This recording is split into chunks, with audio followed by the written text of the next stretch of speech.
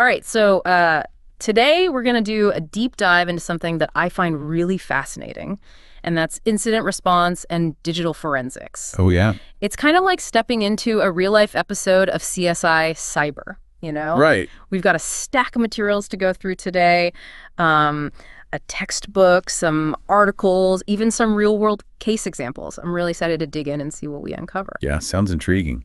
I'm ready to break down these digital mysteries. So have you ever wondered, what really happens when a company gets hit by a cyber attack? Like, how do they even begin to figure out what happened, who did it, and how do they stop it from happening again? It's mind-boggling. Yeah, it's a really complex process, and, it involves a lot more than just the IT guys, the tech folks. I bet. The book we're looking at really emphasizes that incident response is a total team effort. Right. It brings together people from legal, HR, PR, and of course, IT. Yeah, that makes sense when you think about the ripple effect of a cyber attack. I mean, Yeah.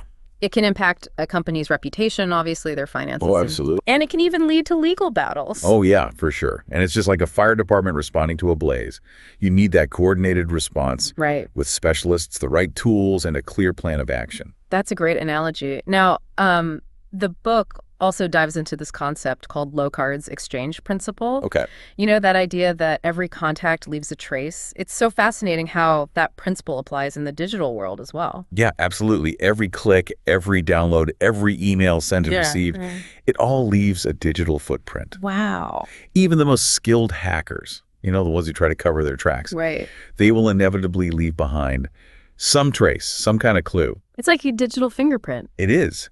And it's the investigator's job to kind of uncover those digital breadcrumbs and piece together what happened. That's so cool. The book takes us all the way back to the early days of digital forensics.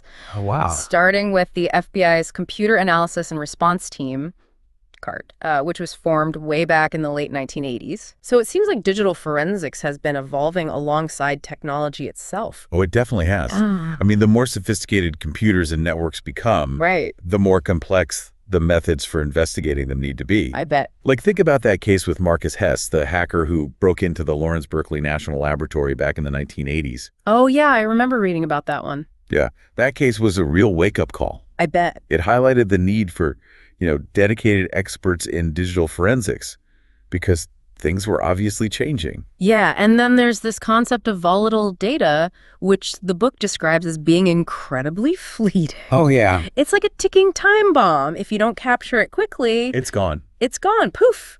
Vanished. Exactly. And that's why understanding what's called the order of volatility is so crucial for investigators. Okay. They need to prioritize capturing that most fleeting data. First, like this stored in RAM, before it disappears.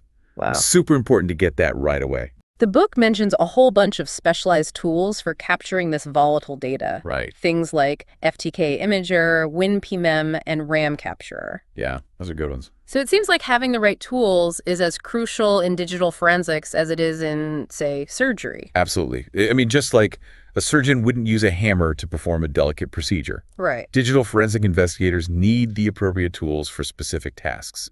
You wouldn't want to use a screwdriver when you need a hammer. Right. It's about having the right tool for the right job. Now, the book also shares this captivating story about Clifford Stoll, an astronomer who became a cybersecurity expert.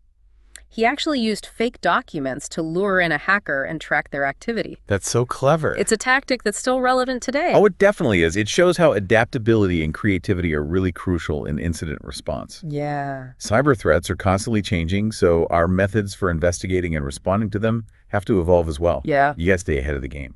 Stoll's story is a great example of thinking outside the box to outmaneuver an adversary. I agree. It's really inspiring. It really makes you realize that this field has come a long way from Cold War espionage to today's ransomware attacks. Oh, yeah. The challenges and the techniques involved have evolved dramatically. For sure.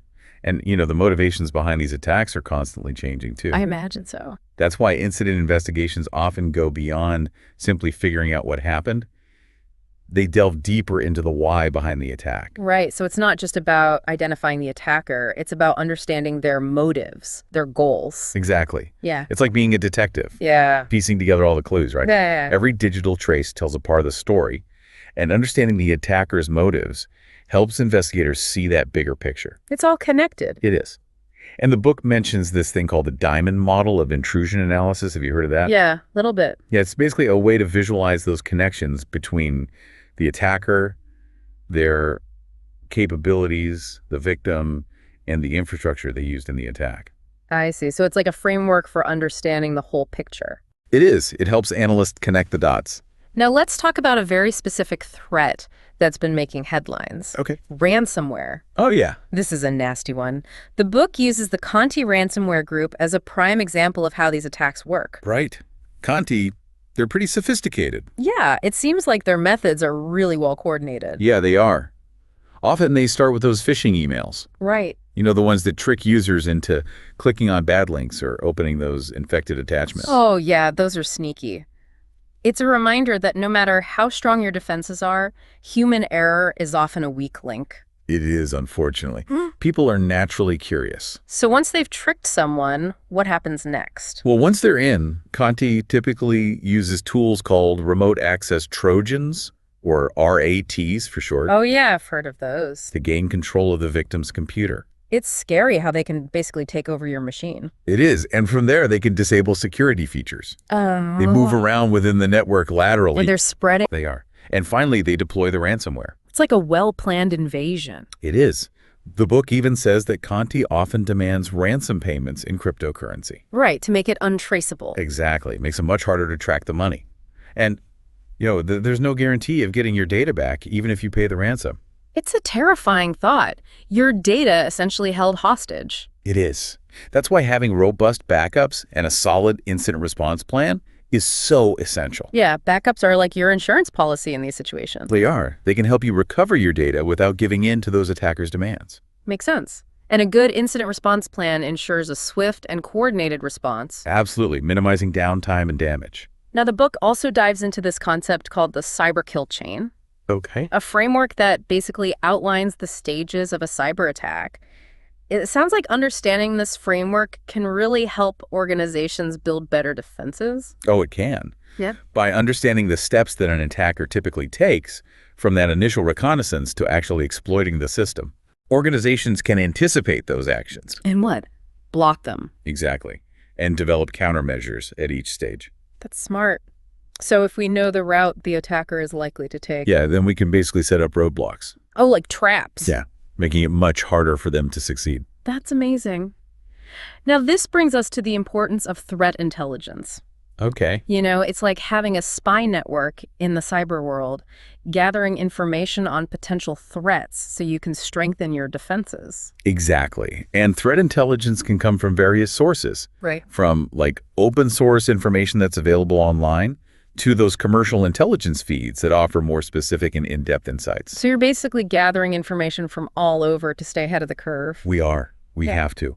And the book highlights something called the REATT&CK framework as a super valuable resource for threat intelligence. Yeah, I've heard of that. What is it exactly? So basically, it's this massive catalog of tactics and techniques that are used by various threat actors. It's like this constantly updated encyclopedia of cyber threats. Wow. So it's a way to learn from the mistakes and successes of others. It is.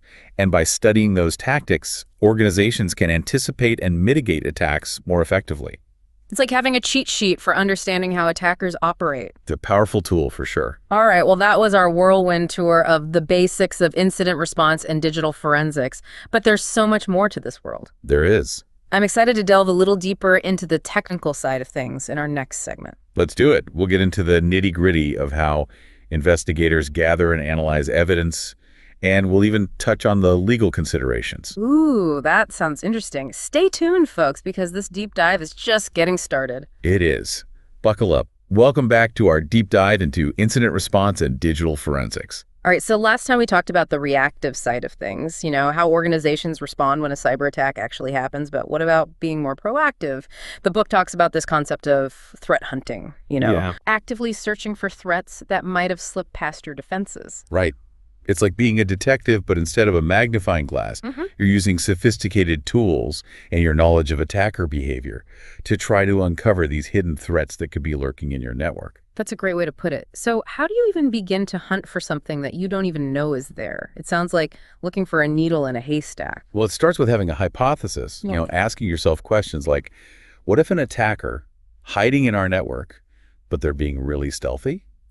Or what if we've got a specific type of malware that's present, but our antivirus just hasn't detected it? So you're not just randomly searching, you're using your knowledge of threats and attack patterns to kind of guide your search. Exactly. And then you start gathering evidence. Okay. And that evidence could be anything from log files to network traffic to system memory, anything that might hold a clue. Right. And then you use specialized tools and techniques to analyze that data, looking for those telltale signs of malicious activity.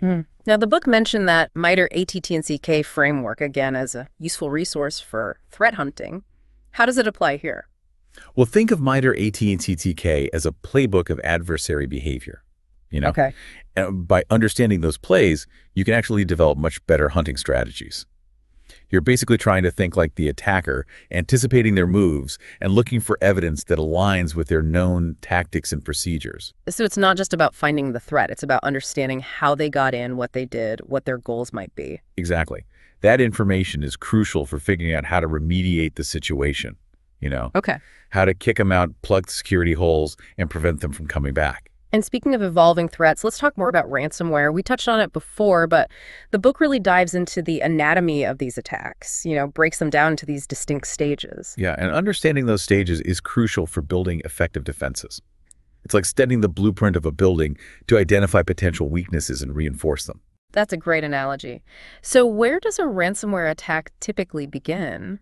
Often the initial point of entry is a phishing email. Yeah. Right. Attackers exploit those human vulnerabilities, tricking people into clicking on malicious links or opening infected attachments. Right. It's a good reminder that no matter how strong your technical defenses are, that human error is always going to be a factor. People get curious, or maybe they're just not paying attention. Right, exactly. And once they're in, what happens next? Yeah. What's the next step in their plan? Well, attackers will usually try to move laterally within the network, Okay. seeking out valuable data and critical systems. So they're not just staying put. They're like spreading out. They are. They're exploring. Yeah. And to do that, they might use stolen credentials. Right. They might exploit software vulnerabilities or even use legitimate system tools for malicious purposes. It's like a burglar, gaining entry through a window and then proceeding to search the whole house for valuables. That's a good way to visualize it. And once they've found what they're looking for, then they unleash the ransomware, right? Exactly. The ransomware encrypts those files, essentially locking users out of their own data. It's like holding your data hostage. It is. And then the attackers demand a ransom, usually in cryptocurrency, which, as we talked about, makes it harder to trace. Right. The book really stressed the importance of backups and incident response plans for dealing with these types of attacks. Absolutely. Backups are crucial because they give you the ability to restore your data without giving in to those attackers' demands. Okay. And a well-rehearsed incident response plan ensures that your team knows exactly what to do, Right. minimizing downtime and containing the damage. It's like having a fire drill for a cyber attack. Exactly. Everyone knows their role and what steps to take in an emergency. Now, the book also delves into the technical side of ransomware, examining the code, Yeah. the encryption methods used, how these attacks try to evade detection. This level of detail, it's pretty mind-boggling. It is. But it's important for developing those countermeasures. Sure. Like decryptors that can unlock encrypted files without having to pay the ransom. That's amazing. So it sounds like the fight against ransomware is a multifaceted battle, Okay. from educating users to developing really complex technical solutions. And takes a village. And threat intelligence plays a crucial role in this fight, right? Oh, absolutely. It's like having a secret weapon that gives you those insights into the attacker's playbook. Now, we talked about the MITRE ATT&CK framework before. How can it be used to combat ransomware specifically? Well, MITRE ATT&CK can help you map out that attack landscape and understand the paths that attackers might take. Okay. So, for example, if you know that a certain ransomware group often uses a particular type of phishing email Right. or exploits a specific vulnerability, Okay. you can then strengthen your defenses in those areas. That makes sense. It's all about being proactive. Instead of waiting for an attack to happen, you're using intelligence to anticipate those moves and build better defenses. Exactly. And, Yeah. threat intelligence isn't just about preventing attacks. It can also be used to make your response much more effective. Okay. How so? Well, for example, if you know that a particular ransomware variant has a known weakness, Okay. You can use that knowledge to develop a decryption tool or, prioritize your recovery efforts. So you're not just reacting to an attack, you're actually using intelligence to guide your response and potentially even turn the tables on the attacker? That's the goal. Mm-hmm. And the book also talks about different types of threat intelligence. Right. There's open source intelligence, which is publicly available, and then there are those commercial intelligence feeds that offer more specialized and in-depth information. So it's kind of like choosing the right tool for the job. Yeah, it is. Yeah. The type of intelligence you need really depends on your organization's size, Right. their resources, and the specific threats they face. And the book also mentioned this idea of sharing threat intelligence with other organizations. Is that a common practice? It's becoming increasingly common, and for good reason. And sharing information helps everyone stay ahead of the curve. Right, because if one organization learns about a new threat, they can share that knowledge and protect others. Exactly. It creates this collective defense that benefits everyone. It's like a neighborhood watch program for the cyber world. Like that. Now, let's shift gears a bit and talk about malware analysis. Okay. Now, this is a very specialized area, but even a basic understanding of the concepts, I think, can be helpful. All right, break it down for us. What is malware analysis? So essentially, it's the process of dissecting malicious software to understand how it works, Okay. what it does, and who might be behind it. So you're like taking it apart piece by piece. We are. It's kind of like performing an autopsy, but on a piece of software. I like that. Now, the book talked about different approaches to this, right? Like static analysis and dynamic analysis. Right. So static analysis is like examining a blueprint. You're looking at the code without actually running the malware. You can identify things like suspicious code snippets, connections to known bad servers, or hidden functions that might suggest malicious intent. So you're looking for those red flags. We are. And then there's dynamic analysis. Okay, what's that? That's where you actually run the malware in a controlled environment like a sandbox to observe its behavior. So it's like you're setting a trap and watching to see what happens. Exactly. You can see what files the malware creates, what connections it makes, how it interacts with the system. It's like watching a security camera to see what an intruder does once they're inside. Now, the book mentioned this idea of setting up a sandbox for malware analysis. Why is that so important? Well, it's all about containment.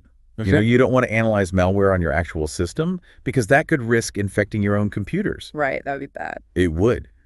The sandbox provides that safe, isolated environment Okay. where you can observe the malware without risking any damage to your own systems. So it's like a virtual lab for experimenting with dangerous substances? It is. And the book also talked about all sorts of tools for malware analysis. Right. Oh yeah, there's a whole toolbox for this kind of work. There is. There are commercial tools and open source tools, each with its strengths and weaknesses. So you have to choose the right tool for the job. Exactly. And these tools can help automate the analysis process. Identify the type of malware you're dealing with. So you know what you're up against. Right. And they can even uncover clues about its origins. Oh, wow. So malware analysis helps you understand the nature of the attack, assess the damage, and figure out the best way to clean up the mess. It does. It's a crucial step in the incident response process. And speaking of process, let's talk about something that's often overlooked, but incredibly important: documentation. Oh, yeah. Documentation. So important. You mean like taking notes? Why is that so crucial in incident response? Well, documentation is really the backbone of any investigation.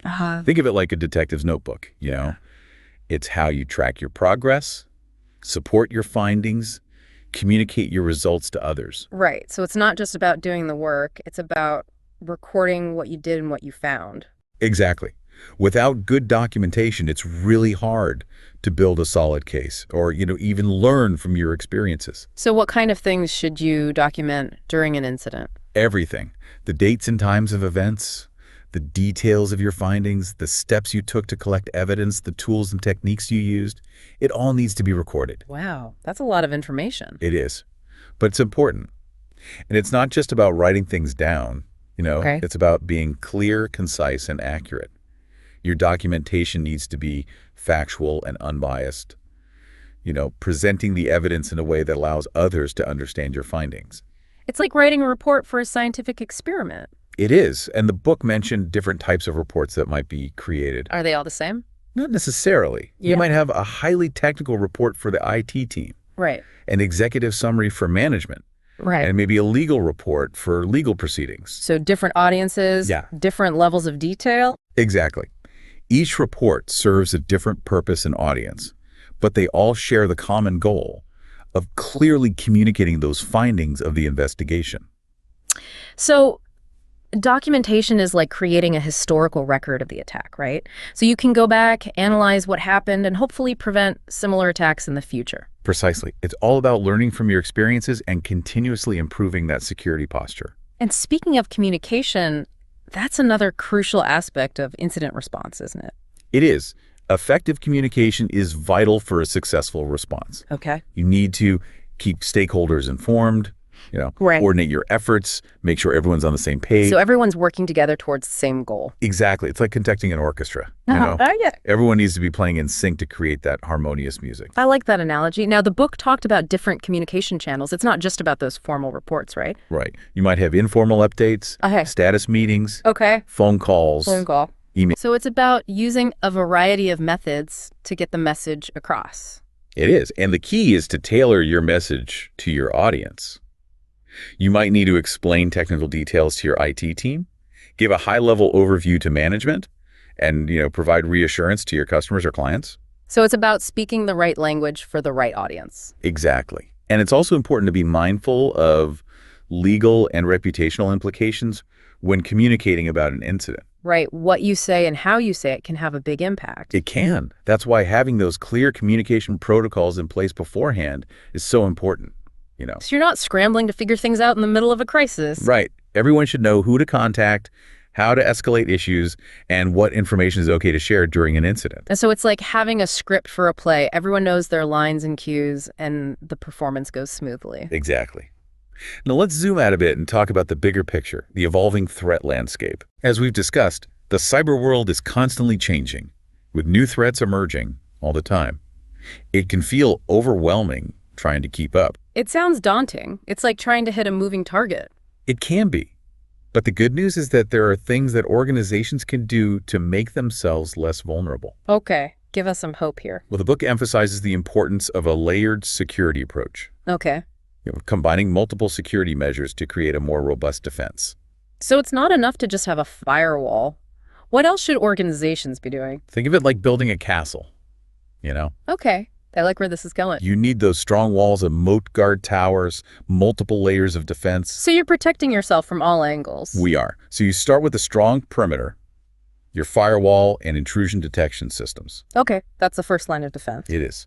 Then you secure your endpoints, giving DDoSes, the individual computers and devices, with things like antivirus software and those EDR tools. Right. Which help detect and respond to threats. Exactly. And then there are access controls. Right. Making sure that only authorized users can access sensitive data. And systems. Mm. And multi-factor authentication is crucial here. It's like having multiple locks on your door. Right. It makes it that much harder for an attacker to get in. Exactly. But even with the strongest walls and locks, a fortress is only as good as its guards. And in cybersecurity, our users are often that first line of defense. They are. That's why security awareness training is so important. You need to equip your users with the knowledge and skills to identify those phishing emails. Right. Avoid malicious websites and report suspicious activity.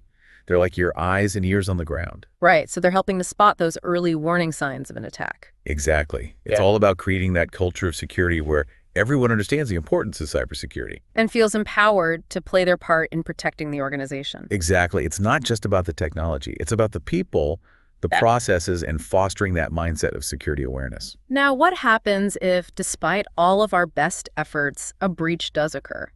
That's where incident response planning comes in, right? Absolutely. Even with the best defenses in place, breaches can still happen. Right, because the attackers are getting smarter and more creative. They are. But having that well-rehearsed incident response plan is like having a fire escape plan. Okay. It helps you react quickly and effectively when those alarm bells go off. So what should a good incident response plan include? Well, it starts with identifying your critical assets, the data, the systems, the processes that are most vital to your organization. So you know what you need to protect the most. Exactly. Then you got to define roles and responsibilities. Who's in charge, who communicates with whom, who handles technical aspects, who handles legal aspects, and so on. It's like having a clear chain of command. It is. And don't forget about communication, how you'll keep those stakeholders informed throughout the incident. Right, because communication is key in any crisis situation. It is. And most importantly, you got to test your plan regularly. Okay. How do you do that? Well, you run tabletop exercises, you simulate different scenarios, you try to identify any weaknesses or gaps in your procedures. It's like those fire drills we all had in school. It is. They might have seemed tedious, but they prepared us for a real emergency. Now, the book also talked about some more advanced cybersecurity strategies like zero trust. What is that exactly? So zero trust is this security framework that basically assumes that no user or device should be trusted by default, Okay. regardless of their location or network. So even if you're inside the network, you're still subject to scrutiny. Exactly. With zero trust, you're continuously verifying every access request, Okay. enforcing strict access controls, and monitoring for suspicious activity. It's a more proactive approach to security. So it's like always being on guard. We're assuming that a breach is always possible and taking steps to minimize the damage if one occurs. It sounds like a more rigorous approach, but also more complex to implement. It can be, but the benefits often outweigh the challenges, especially for organizations dealing with sensitive data or operating in high-risk environments. The book also mentioned these things called SIME systems. I remember hearing that acronym before. What are those again? So a SIEM stands for Security Information and Event Management System. Okay. And it's basically like a central command center for your cybersecurity operations. So it's like the brain of your security system. It is. It collects and analyzes security data from all sorts of sources across your network, Right. firewalls, servers, applications, you name it. So it's like having this a giant security log that helps you see the bigger picture. Exactly. It allows you to spot patterns, anomalies, and potential threats that might be missed by individual security tools. That's amazing. So it's like having a bird's eye view of your entire security landscape. It is. And it helps you correlate events, so you can see how different pieces of the puzzle fit together. It sounds like a powerful tool for detecting and responding to threats, especially those that might be really stealthy or spread across multiple systems. It is. But even with the best technology, you can't forget about that human element. Right. Technology can only take us so far. Cybersecurity isn't just about tools and techniques. It's about people making smart decisions and taking responsibility for security. It's about being aware of the risks and taking steps to mitigate them. Exactly. And that brings us to our final point, the future of incident response and digital forensics. Okay. What does the crystal ball tell us? Well, this field is constantly evolving. Right. It's driven by advances in technology, new attack methods, and changes in the legal and regulatory landscape. So what's on the horizon? What are some of the key trends shaping the future of this field? Well, one major trend is the increasing use of cloud computing. Right. Everyone's moving to the cloud these days. They are. But it presents new challenges for incident response and digital forensics. How so? Well, it's harder to gather evidence, when that data is scattered across different cloud environments. Right, because you don't have that physical control over the hardware. Exactly. Those traditional forensic techniques, they often don't translate well to the cloud. So it's a whole new ballgame. It is. But on the flip side, the cloud also presents some new opportunities. Oh, okay. Tell me more. Well, there are these cloud-native security tools and services, Okay. that can actually help with incident response. And cloud providers are increasingly offering more robust logging and monitoring capabilities. So it's kind of like a double-edged sword. It is. New challenges, but also new opportunities. Another major trend that comes to mind is the rise of the Internet of Things. The IoT, oh yeah, it's everywhere. It is. We've got these smart devices in our homes, our offices, factories, even cities. It's amazing. It is. But this explosion of connected devices, it creates a vastly expanded attack surface. It does, and they could be a real nightmare trying to secure all those devices. Yeah. Especially when many of them have pretty weak security built in. Right, because they weren't designed with security in mind. Exactly. But again, there are new tools and approaches emerging to try to address these challenges. Okay, that's good to know. There's a growing focus on IoT security. Yeah. With vendors developing more secure devices, and those security solutions specifically designed for IoT environments. So the challenge is to keep pace with these rapidly evolving technologies and adapt our security practices accordingly. We've got to stay ahead of the game. And then there's the ongoing challenge of dealing with those increasingly sophisticated attackers. Yeah. Right. The bad guys are always upping their game. They're constantly innovating, developing new tools and techniques to bypass our defenses. It's like a never-ending arms race. It is. And it requires us to be just as innovative in our defenses. Right. We need to adopt those more proactive approaches like threat hunting Okay. and zero trust. Right. And we need to leverage things like automation and artificial intelligence to help us analyze these vast amounts of security data. So we can respond to threats more quickly. That's the goal. So the future of incident response and digital forensics, it's a mix of exciting new possibilities and daunting new challenges. It is. But one thing's for sure, this field is never going to be boring. That's for sure. It's a constantly evolving landscape that requires continuous learning adaptation and a healthy dose of creativity. Welcome back to our deep dive. So we've gone through a lot, right? The investigations, the tools, the strategies. But how do organizations actually use all this knowledge to build better defenses? It's one thing to understand the threats, but how do you actually protect yourself? Yeah, that's the million-dollar question, right? Building a strong cybersecurity posture, it's not a one-time fix. Right. It's an ongoing process. It's like building a fortress, You need that solid foundation, strong walls, vigilant guards, and a plan for when things inevitably go wrong. I like that. Building a cybersecurity fortress. Okay, so where do we start? What are those foundational elements? Well, the foundation starts with understanding what you're up against. Right. Knowing your enemy. Who are the attackers that are targeting your industry? What are their motives? What tactics do they use? Threat intelligence is key here. Yeah, we keep coming back to threat intelligence, but it seems like it's more than just gathering information. It's about applying that knowledge to actually make decisions about your defenses. Exactly. You got to analyze the intel you gather and translate it into actionable steps. Like, if you know that a specific ransomware group is targeting businesses just like yours, you might prioritize defenses against phishing attacks, since that's often how they get in. So being proactive, using that intelligence to anticipate those attacks, and then I guess comes the next layer of our fortress, the walls. Right. This is where you implement those multi-layered security measures we talked about. So not just a firewall. What are we talking about here? Think layers, right? You want to make it as difficult as possible for an attacker to breach your defenses. So you start with a strong perimeter, your firewall, intrusion detection systems. Then you secure your endpoints, the individual computers and devices with antivirus, EDR tools, stuff like that. And then there's access controls, making sure only the right people get to the important stuff. Absolutely.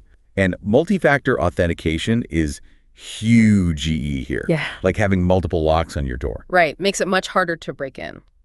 But even with the strongest walls and locks, a fortress is only as good as its guards. And in cybersecurity, a lot of times, our users are that first line of defense. They are. And that's why security awareness training is so important. Yeah. Equip your users with the knowledge to spot those phishing emails, avoid malicious websites, report anything suspicious.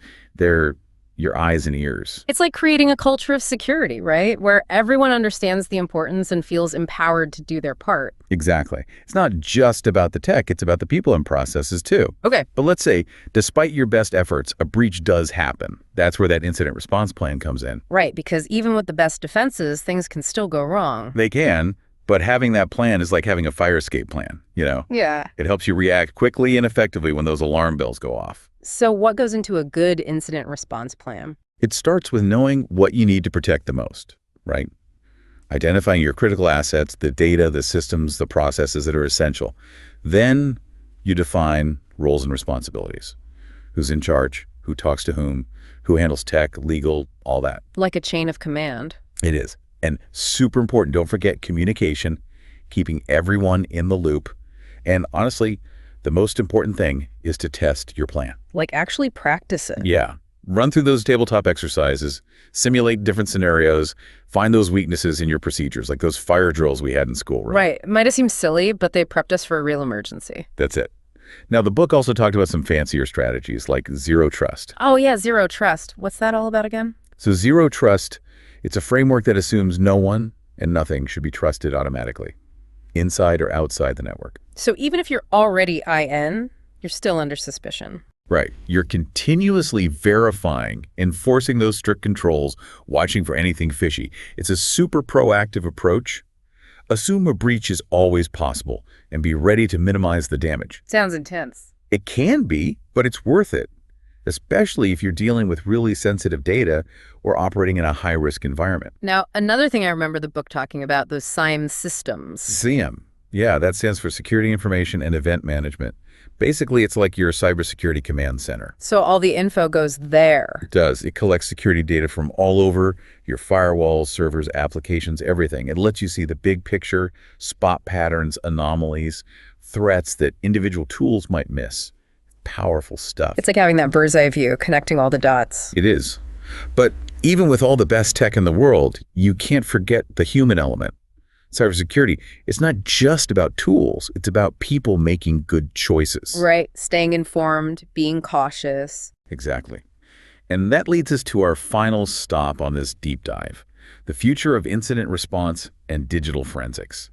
This field, it's always changing. Always evolving. So what's coming next? What's on the horizon? Well, one big thing is cloud computing, right? More and more organizations are moving everything to the cloud, which creates whole new challenges for investigations. Yeah, I bet it's harder to track down evidence when it's scattered all over the cloud. It is. Those traditional forensic techniques, they don't always work the same way. But on the bright side, the cloud also brings new opportunities. Like what? Well, there are cloud-specific security tools, services that can help with response, and cloud providers are stepping up their game with logging and monitoring. So it's a trade-off, like most things. It is. New challenges, new solutions. Another biggie is the Internet of Things, IoT. Smart devices everywhere. It's amazing, but also a little scary from a security standpoint. It can be. Tons of new devices, often with weak security. That's a huge GE attack surface. But again, people are working on solutions, more secure devices, IoT-specific security tools. So we just got to keep up with the changes, right? We do. And then, of course, there's the never-ending battle with the attackers themselves. They're getting more sophisticated all the time. It also is like an arms race. It is. We got to be just as clever. Adopting those proactive strategies using automation and AI to analyze all that data and respond faster. So the future of incident response and digital forensics, it's a wild ride. It is, full of challenges and opportunities. But one thing's for sure, it's never boring. Well, that brings us to the end of our deep dive into incident response and digital forensics. It's been quite a journey, from those first moments of an attack all the way to building those stronger defenses. Hopefully everyone listening feels a little more prepared to navigate the world of cybersecurity. Remember, knowledge is power. The more you know, the better you can protect yourself and your organization. And if you want to keep learning, we've got some great resources in the show notes. Books, articles, all sorts of good stuff. So stay curious, stay vigilant, and until next time, stay secure. Thanks for joining us on the deep dive. We'll be back soon with another fascinating topic to explore.